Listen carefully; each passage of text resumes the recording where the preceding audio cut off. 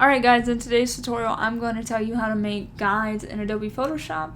I am using Adobe Photoshop CC 2021.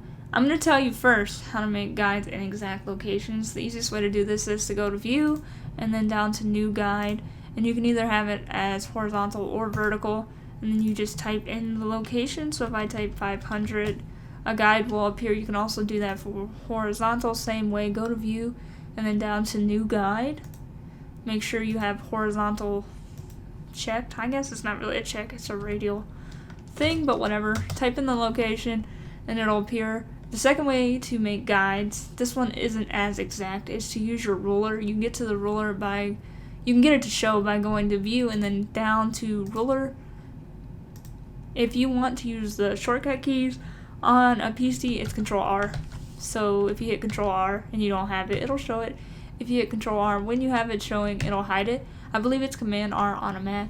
You just have your ruler up so you can see it. Hover over your ruler, click, and then drag. And that's another way to create guides. If you drag from the top, it's horizontal. If you drag from the left, it's vertical. This little number you see by the guide I'm dragging is the actual location. So you can try to get it where you need it to be. If you don't need it to be exact, then it's not really a big deal. Not the easiest. If you hold shift while you click and drag, I believe it moves by tens. You can also do things like lock your guides and clear your guides. All of these options are under View, and then at the bottom it says lock guides, so if I do that I won't be able to move them anymore, which is why that just appeared. If you need to unlock them, you just go back to View and uncheck lock guides. You can also clear them as well if you just want them gone.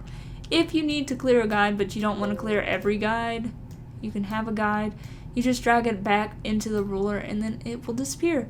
Anyways guys, I hope that helped, and as always, if you made it this far, thanks so much for watching, and I will talk to you guys again soon. Bye!